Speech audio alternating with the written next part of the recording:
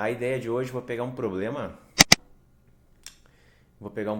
aqui, vou dar uma revisada no que a gente já viu. A gente viu aquela introdução bem básica, a gente nem conseguiu ter muito conteúdo, né? Mas a gente conseguiu ver a parte inicial de Java, os comandos para ler, para escrever, condicionais, a gente deu uma iniciada, né? Então, eu vou pegar um problema que eu acho que até a gente já fez, pelo menos tinha numa lista de exercícios lá, e aí eu vou implementar aqui, vou fazer passo a passo. Então a ideia é resolver um problema para verificar se um dado triângulo, sabendo os três valores dos lados, se eles podem ser ou não um triângulo, com base nesse cálculo aqui. Então, nesse cálculo aqui, se um desses testes condicionais derem verdadeiro, ele já é um triângulo. Então não preciso nem testar todos. Esse símbolo aqui é o de módulo. Na realidade, tira o sinal, né? Se no caso o C for maior que o B e der um número negativo, ele só tira o sinal do que tem aqui. Então a gente vai ter que ver como é que eu consigo calcular. Tem uma função matemática ali que a gente tem que usar de uma certa classe. E a gente tem que testar esses três casos. Então, o primeiro problema que a gente tem aqui nesse caso é um triângulo, porque esse último teste aqui dá verdadeiro. 10 menos 8 dá 2, 2 é menor que 14 e 14 é menor que 18. Então aqui, se esse cara aqui deu verdadeiro, esse teste já é um triângulo. Então, os problemas que a gente vai ter para resolver esse problema computacional aqui primeiro eu tenho que ter uma forma de pedir os valores para o usuário. Então eu tenho que saber qual é o valor de A, de B e de C. Depois, o segundo passo é que ele me informe e eu guarde esses três valores em variáveis para que eu possa calcular, fazer esses cálculos, tanto da soma quanto da subtração e do módulo do resultado da subtração. E por fim, fazer esses testes lógicos aqui, esses testes condicionais, e se um deles der verdadeiro, dizer se é um triângulo, se todos derem falso, dizer que não é. Então o primeiro passo que a gente tem é escrever na tela. Então eu vou usar da minha classe System, eu tenho uma variável estática chamada out. Alguém está chegando aqui, peraí. Da minha classe System eu tenho a variável estática chamada out, que é para saída. E dentro dela eu tenho a função println. Quando a gente quer escrever na tela e não ir para a próxima linha, deixar o cursor do lado dali onde a gente está, aí a gente usa o print. Quando a gente quer que automaticamente ele dê um enter no final, aí eu uso o println. Então todo o conteúdo de string que tiver aqui dentro, o texto, ele vai jogar na tela naquele instante ali. A gente pode também concatenar string com outros tipos, usando o sinal de mais. Aí ele transforma tudo num texto e joga na tela. Então, qualquer coisa que a gente joga ali como string, ele vai jogando na tela, vai dando um enter, vai jogando na tela, vai dando um enter. Então, aqui só um exemplo bem básico. A gente tem um arquivo chamado main.java. Então, todos os nossos arquivos começam com a primeira letra maiúscula. Então, ele é sempre public class, o nome do nosso arquivo. Aqui é o início, aqui é o fim do arquivo. E aqui a gente tem o nosso programa principal. Para quem não lembra, eu coloco, para não ter que escrever tudo isso, eu posso botar as iniciais aqui, PSVM, e dar um tab. Ele escreve para nós o public static void main. Então é um método público, ele é estático. Futuramente a gente vai ver o que é esse negócio do estático. Ele não retorna nada, ele retorna vazio, void. Ele se chama main e ele recebe uma série de argumentos como string, que é um array, um vetorzinho. Aqui é o início dele, aqui é o fim. Aqui a única coisa que a gente está fazendo é escrevendo na tela o nosso famoso Olá Mundo. Então essa string aqui é jogada no nosso terminal. Então vamos criar o projeto. Para quem não lembra, quem está esquecido, a gente usa o IntelliJ. Então essa é a cara da nossa ideia quando a gente abre ela. Se alguém não tem instalado em casa, depois, no final da aula aqui, eu vou deixar um tempo para quem quiser tirar dúvidas. E aí, se alguém não tiver instalado, eu posso dar um auxílio também. Então aqui aparecem os projetos que eu já abri nessa máquina aqui. Quando vocês instalarem a primeira vez, não vai aparecer nada aqui demais, vai estar vazio. E aqui eu posso abrir um projeto que já existe, que não está na lista aqui, ou criar um novo projeto. Então eu vou criar um novo projeto, para a gente resolver o exercício ali do triângulo. Enquanto ele vai criando...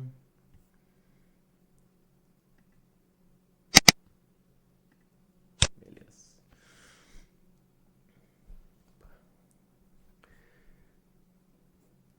ele vai abrindo aqui. Opa, surtou. Então vai abrir essa janela aqui. Aqui eu posso escolher, se eu tiver mais de uma versão de Java instalado, eu posso escolher aqui em cima. Mas eu vou deixar padrão que eu tenho aqui instalado. Por enquanto não preciso marcar nada disso aqui. Futuramente a gente talvez crie um JavaFX, um projeto JavaFX, quando a gente for criar alguma coisa gráfica. E mais futuramente ainda a gente pode, se der tempo ainda nessa disciplina, aprender essa linguagem Kotlin, que é uma linguagem um pouco mais fácil, é uma espécie de Python, que nem vocês viram no passado, só que de Java. Então ela simplifica bastante a linguagem Java. Então vou dar um Next. Next de novo. Aqui eu vou dar o nome do nosso projeto. Então vou chamar de triângulo. Depois eu coloco esse projeto lá no Google Class. Aqui eu escolho a pasta onde ele vai colocar. Posso clicar aqui para escolher uma pasta diferente. Finish.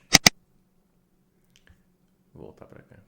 Ele está criando, ele já criou a pastinha ali, ó. Se vocês verem na minha área de trabalho, já tem aqui a pasta. E dentro dela tem só a pasta de source files, de código-fonte. Esse arquivinho aqui, .iml, é o arquivo que configura o projeto, para eu poder reabrir ele depois.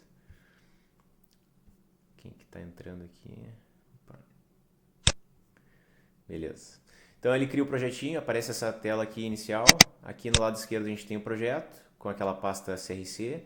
É dentro desse cara aqui, dessa pasta, que eu vou criar os meus códigos. E quando eu abrir um código, ele vai abrir aqui o código-fonte dele.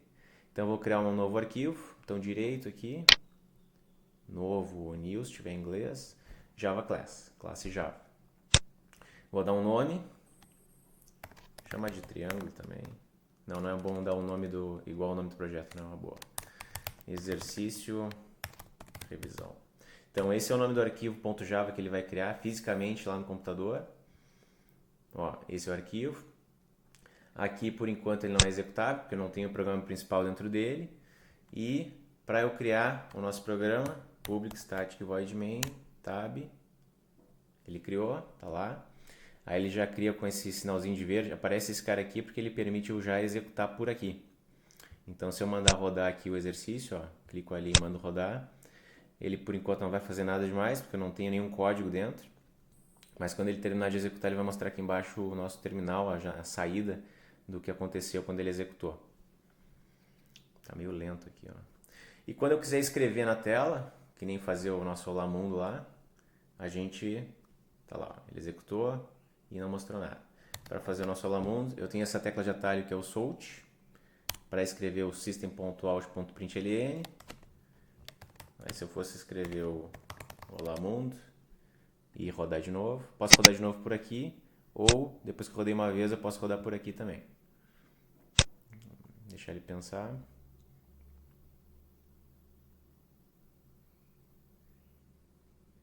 O Java é meio lento mesmo. Rodou, tá lá, escreveu a string na minha saída aqui. Então, voltando para o nosso problema. Primeira coisa que a gente tem que fazer é pedir os valores, né? Eu quero que na tela apareça para o usuário lá qual é o valor de A, qual é o valor de B e qual é o valor de C. Então a gente vai usar isso aqui, né? Vou usar esses 3 prints. Como eu sou filho de Deus, eu vou copiar aqui, não vou ficar digitando. Então, tenho que dar os 3 prints. Sempre dando ponto e vírgula. Esquecendo que a gente não está mais em Python.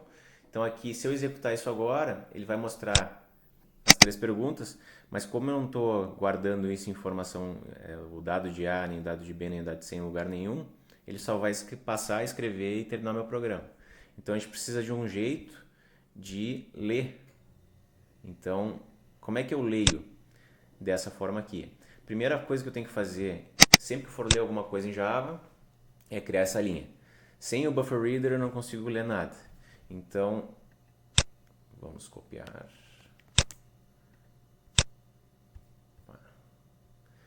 Então a gente precisa primeiro criar o buffer reader antes de eu usar. Está aparecendo em vermelho ali por quê? Porque eu ainda não importei o arquivo .java lá no início. Então, quando a gente está no IntelliJ, a gente pode ficar em cima do erro ali, onde está em vermelho, para não ter que ficar digitando o import class. e clicar diretamente aqui. Aí ele vai colocar para nós, ó, viu que parou de ficar vermelho. Ele diz que vai colocar para nós aqui, dentro desse pacote eu tenho o pacote de input, output, entrada e saída, e tenho a classezinha que eu estou usando ali, que é o Buffer Reader. Vou fazer a mesma coisa para o input stream reader, importei, beleza. E quando a gente vai ler alguma coisa, a gente tem que usar esse método readline. Então, a partir do objeto que a gente criou aqui, do Buffer Reader, toda vez que eu quiser ler alguma coisa, vou chamar o readline. Só que quando a gente interage e recebe alguma coisa do usuário, pode acontecer uma exceção de entrada e saída. Então, a gente precisa adicionar essa exceção aqui em cima. Aqui eu estou dizendo que o meu programa principal pode lançar, throws, uma exceção de entrada e saída, um I/O exception. Você não precisa se preocupar ainda com isso aqui, a gente vai ter aula só sobre exceções, mas toda vez que eu usar o readline, eu tenho que botar uma vez aqui em cima, antes de começar o meu main, o throws I/O exception. Só vamos organizar aqui então. Então, sempre que eu for ler alguma coisa, tenho que criar o meu buffer reader. Aqui eu estou pedindo para o usuário o valor de A, vai aparecer o texto. Vou ler o conteúdo de A, vou ler o conteúdo de B. Vou até separar aí mais. Ler o conteúdo de B. Vamos apresentar aqui, fica melhor para vocês enxergarem. Então, li o conteúdo de B. Opa, estou rateando já. Aqui, beleza. Então, eu estou lendo os três valores aqui separadamente. Se a gente rodar agora aqui, ele vai primeiro criar a nossa variável BufferReader. Eu vou reutilizar ele toda vez que eu quiser ler e chamar o readline. Então, a primeira coisa que ele vai fazer é mostrar esse texto. Ó. Qual o valor de A? Quando eu chego aqui e fico no BR readline, ele fica esperando. Então, o meu cursor fica piscando ali. Enquanto eu não escrever um valor e ele guardar em A, ele vai ficar nessa linha 11.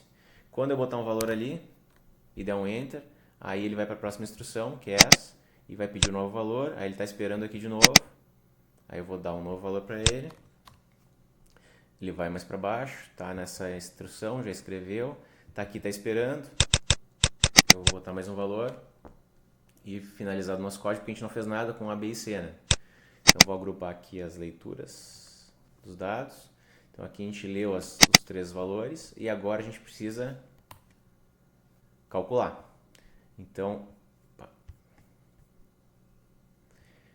gente já escreveu, já leu, agora a gente vai calcular. Então, para calcular uma soma simples, eu vou basicamente usar o sinal de somatório ali, o mais, bem tranquilo. Simples assim, então eu criei três variáveis só para organizar o código, ficar melhor, mais simples na hora que for fazer os condicionais. Então, o B mais C, o A mais C e o A mais B, que são aqueles três cálculos lá que eu tenho que fazer. Ó, esses três que estão na direita aqui. Guardei em variáveis. E para fazer o cálculo das subtrações, eu vou usar o sinal de menos. Mas, como eu estou com ele em módulo, porque ele pode dar negativo, e eu não quero que isso aconteça, eu vou usar a função ABS, que é de absolute. Eu estou criando um valor absoluto, estou criando um módulo desse cálculo aqui. E ele faz parte do math.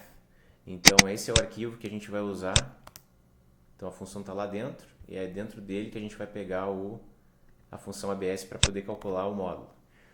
Eu posso usar tanto desse jeito aqui, botar direto o nome do arquivo, ou importar aqui em cima, que nem a gente fez com os outros. Então, se eu importasse o math ali em cima, eu podia usar o ABS direto sem botar o ponto aqui embaixo.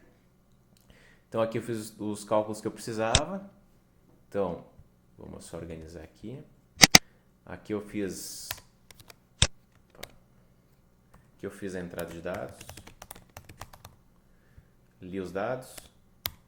Aqui eu fiz o cálculo que eu preciso.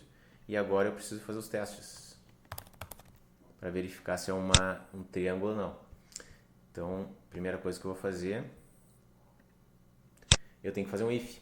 Esse é o comando condicional que a gente vai usar aqui para testar. Então, se esse ou esse ou esse der verdadeiro, se algum deles der verdadeiro, o sinal de ou que a gente usa são as duas barras verticais e o sinal de e para agrupar um teste é os dois e's comerciais. Então, se isso é verdade e isso é verdade, ou se isso é verdade e isso é verdade, ou e assim vai, Então, se algum desses casos der verdadeiro aqui, se algum desses três testes, ele vai dizer que é um triângulo. Caso contrário, else, ele vai dizer que não é. Vou copiar aqui. Show de bola. Então,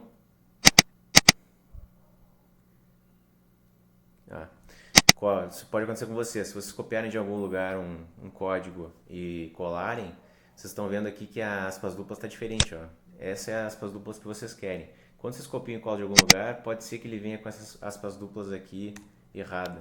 Então, basta fazer isso, corrigir ali. Opa. Dá uma surtada com esse negócio, porque ele fica com alguns caracteres ocultos ali quando a gente copia e cola um texto. Então aqui está feito, ó. Vamos executar, ver se funciona com aquele nosso teste inicial. Qual que era o teste que eu tinha de exemplo lá em cima? Então era 10, 14 e 8, né? Só voltar aqui, opa, pulei. Então 10, 14 e 8, vamos executar.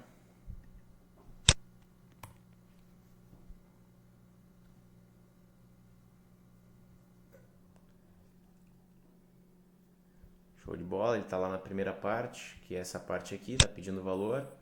Então é 10, 14 e 8. Quando eu digitar o 8, ele vai sair dessa linha aqui 15, vai começar a fazer todos os cálculos que a gente tem aqui, né? Então, vamos dar um Enter. Ele calculou tudo e mostrou para nós que é um triângulo. Se eu rodar, vou mostrar para vocês aqui, eu vou aproveitar essa aula para provavelmente a maioria de vocês não mexeu ainda com o depurador, né? Rodar em debug um código. Então, a gente pode, quando a gente quer rodar passo a passo para ver o que está acontecendo com as variáveis aqui, eu posso rodar em modo depuração, em modo debug. Basta eu dizer em qual linha que eu quero que pare de executar. Então, por exemplo, se eu botar aqui, eu quero que pare na linha 17. Eu marco com o vermelhinho ali. Basta eu clicar ali na linha que eu quero que pare, ele vai marcar com aquele breakpoint, aquele ponto de parada. Em vez de rodar normal, que é esse símbolo aqui do run, eu vou com o no do lado, vou rodar em debug. Então, quando eu rodar, vou esperar ele pensar. Ele está rodando aqui, ó, normal. Eu tenho essas duas facetas aqui. Eu tenho a parte do depurador, do debugger, e tenho a parte do console, que é a saída normal quando eu rodo normalmente. Então eu vou lá, como eu botei o breakpoint aqui na linha 17, ele está rodando normal. Até chegar na linha 17 ele vai rodar como ele rodava normalmente. Então eu vou botar 10, 8, 14. Agora ele parou. Chegou finalmente na linha que eu queria. Ele vai mostrar aqui qual linha que ele está, do main, do arquivo. Então o método, dois pontos, o nome da linha o número da linha que ele está e qual arquivo que ele está. E aqui do lado todas as variáveis que ele tem atualmente. Vou botar em modo de apresentação aqui para vocês verem. Além daquele layout ali do depurador, aqui quando eu rodo no IntelliJ, ele mostra também, quando eu ficar em cima com o cursor em cima de uma variável, ele vai mostrar o valor. Aqui o resultado da soma, aqui o resultado do valor de C, por exemplo. Opa. 14. E do lado aqui, vocês estão vendo que está aparecendo aqui do lado, né? As variáveis envolvidas naquela linha, naquele cálculo, ele também mostra. Ó. Então o B é 8, o C é 14. E para eu continuar executando, o que eu vou fazer? Eu posso, deixa eu voltar para o modo debug aqui. Eu tenho essas opções aqui em cima. Ó. Então eu posso mandar rodar normal, continuar rodando normal como se fosse sem o modo de depuração, ou posso ir aqui e ir para o próximo passo. Então vou dar um step over, foi para a próxima execução, ó, e ele vai atualizando aqui as variáveis que ele tem. Ó, agora ele tem soma BC que ele criou na última linha. Agora ele vai executar mais uma vez, ele tem agora soma AC e ele vai atualizando os valores. Ó. E eu tenho essa opção aqui também, Step into, que é se eu tiver uma função e eu quiser ver como é que ela funciona, eu posso usar ela. Se eu quiser só ir para a próxima linha, eu só dou o Step Over e vou indo. Isso é muito útil quando vocês tiverem, aqui ele mostra aqui, ó, quando se dá verdadeiro ou falso, um teste lógico. Então quando vocês estiverem tentando resolver um problema e está dando muito erro, e você já nem sabe mais o que fazer, quando chegar nesse estágio, o ideal é vocês usarem o depurador para tentar entender o que está acontecendo variável a variável e linha a linha aqui. Ó. e finalizou. Vamos voltar. Então, para terminar aqui essa parte de revisão aqui básica, a gente tem que modularizar algumas códigos. A gente já viu métodos em Java, então aqui está tudo bonitinho, está tudo funcionando, mas a nossa função main, vou apresentar aqui, a nossa função main está fazendo várias coisas sem quebrá-la em partes. Então, basicamente, a gente já tem aqui ó, a parte de leitura, tem a parte do cálculo e tem a parte do... Eu não uso módulo AB, tem algum erro aqui, mas tudo bem. E eu tenho a parte do teste. Então, a primeira coisa que eu vou fazer é tentar achar aqui no código partes que se repetem. Vocês notam aqui que isso aqui é basicamente o código de baixo. O que muda é esse textinho aqui, ó, que é igual ao código de baixo, que muda o textinho do C. Então, eu vou criar uma função para isso. Então, vou criar uma nova função aqui. Todos os métodos, as funções que eu vou criar, para eu usar dentro do main, ela tem que ser pública, tem que ser estática. Então, isso aqui é padrão. Agora, aqui eu vou dizer o que ela retorna. Se eu vou fazer uma função que lê um valor double, ela vai me retornar um valor double. Eu vou chamar ela de ler e eu tenho que saber, entre parênteses aqui, o que eu preciso de fora da função para conseguir executar o meu código.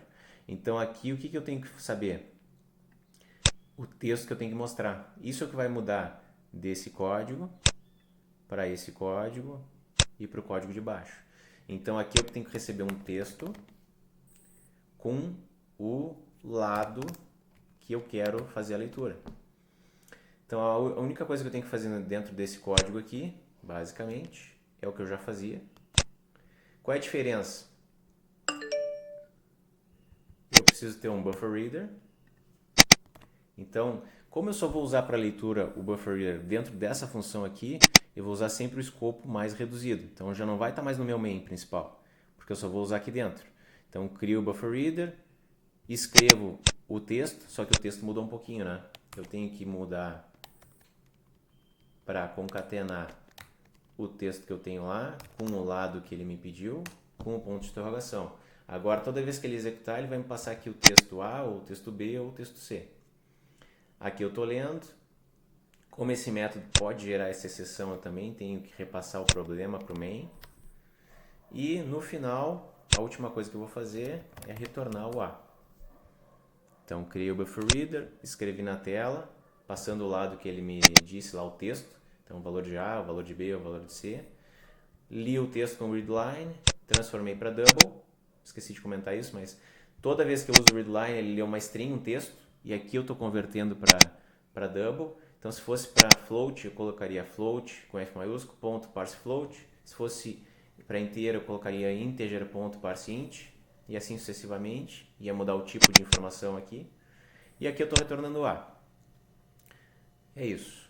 Então, aqui eu fiz o ler. Agora a gente vai usar aqui esse ler.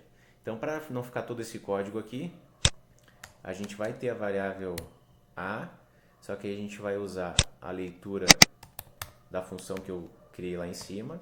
E o que eu preciso passar para ela? O nosso texto, o lado. O IntelliJ ele é legal porque ele mostra até o nome da variável do parâmetro que eu tenho aqui em cima. Lado, lado. Vou fazer a mesma coisa para o B.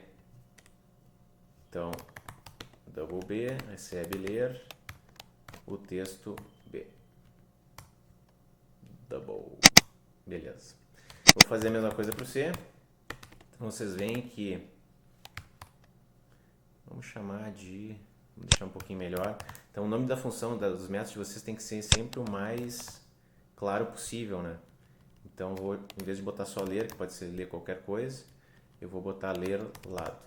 E aí conforme fica até bem claro de fazer a leitura depois do código, que aí fica bem simples, ó. Ler lado A, ler lado B, ler lado C. Li os três valores. Agora vamos pensar aqui nos cálculos. Eu vou extrapolar um pouco aqui. Será que eu faço soma? Vamos fazer assim. Então, public, eu vou fazer um método que faz só a soma. Embora isso aqui não seja necessário, que é um cálculo bem simples, eu vou fazer? Só para mostrar para vocês. Então, se eu vou fazer um método que soma B com C, por exemplo, eu vou ter que receber tanto um lado quanto o outro, lado 2. Aqui eu deixo genérico, porque eu não sei o que ele vai me passar, se é o B, se é o A, se é o C. E aí aqui eu vou retornar, aqui eu já vou retornar direto. Então vamos fazer certinho aqui. Então, double, declaro uma variável para receber a soma, recebo o parâmetro de entrada do lado 1 mais o lado 2, salvo isso em S e retorno o S para quem chamou. Então aqui embaixo eu vou reutilizar, eu vou chamar a função, no qual eu vou passar o parâmetro de B e de C. Vou fazer a mesma coisa para os de baixo, A e B, e A e C. Show de bola. E vou fazer os cálculos aqui do absoluto, né? Então vamos criar uma outra funçãozinha aqui. Vocês estão vendo que eu estou criando apelidos com esses métodos aqui para ficar mais fácil da leitura do código. Então aqui eu vou criar um método que retorna um double, subtrai. Vou chamar subtrai módulo. Aqui eu tenho que receber os dois valores também, então os dois lados, double lado 1, double lado 2. O cálculo que eu vou fazer é esse aqui. Então, eu posso receber esse valor, mas aí por que está em vermelho B e C? Porque o que existe aqui dentro da função do método é só lado 1 e lado 2. Né? Então, lado 1, lado 2. Se vocês usarem depurador aqui com métodos, vocês vão ver que é muito interessante, porque quando ele muda de uma função para outra, as variáveis que ele enxerga mudam também. Eu só vou enxergar aqui dentro a variável lado 1, lado 2 e S. O restante que está aqui eu não consigo enxergar. E vice-versa. Então aqui a gente vai mudar de ABS, que é um nome mais estranho, para subtrai módulo, que é o que eu criei agora. Eu preciso passar os dois valores. Subtrai, não existe. Subtrai. Beleza.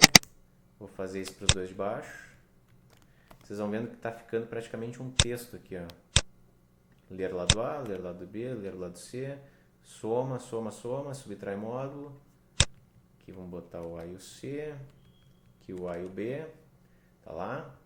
Vamos tirar esse breakpoint aqui. Então a gente já modularizou essa parte. E agora a gente vai fazer os testes. Então, nesse caso aqui, eu vou criar um teste para todo esse teste lógico aqui. Quando a gente cria um método que retorna um verdadeiro ou falso, um boolean, normalmente a gente usa esse é antes. Então, se é triângulo, estou fazendo um teste, né? O que eu preciso receber nesse caso aqui como parâmetro? A soma BC, a soma AC, a soma AB, o módulo BC, o módulo AC e o módulo AB. Vou criar essa funçãozinha aqui. Então, public static. Nesse caso aqui, ele retorna um double? Não, ele retorna um boolean. Ele se chama triângulo. Enquanto eu não criar o método ali, ele vai ficar em vermelho lá embaixo. Agora que eu tenho todos os parâmetros que eu vou colocar em breve. E aqui eu vou testar. Se isso for verdadeiro, tá, mais um parênteses aqui. Eu vou retornar true. Caso contrário, eu vou retornar false. Beleza. Copiado aqui, você tem que botar double em tudo, porque lá eu estou declarando. Então, eu preciso do A, B e C também. Então, tenho todos esses caras aqui, o A, um monte de parâmetro, e C. Aqui é double. Quando eu extrapolar o tamanho aqui da minha linha, eu posso dar um Enter sem problema nenhum. Então, quando eu chegar no final aqui, ó, double, cheguei aqui, posso dar um Enter. Ele continua na mesma indentação. Double mod C, double mod B. Tá, vou dar um Enter de novo. E aqui os lados. Só tem que cuidar na hora que for passar esses valores aqui, não mudar a ordem, né? Então, A, B e C. Beleza. Então tá lá. Esse é o nosso main. Vocês podem ver que ele ficou bem mais clean, mais limpo, né? Então a gente quebrou em partes aqui. Eu posso até... Deixa eu tirar do modo de apresentação. Posso até fazer isso aqui, usar o menos aqui, ó, para mostrar para vocês as partes.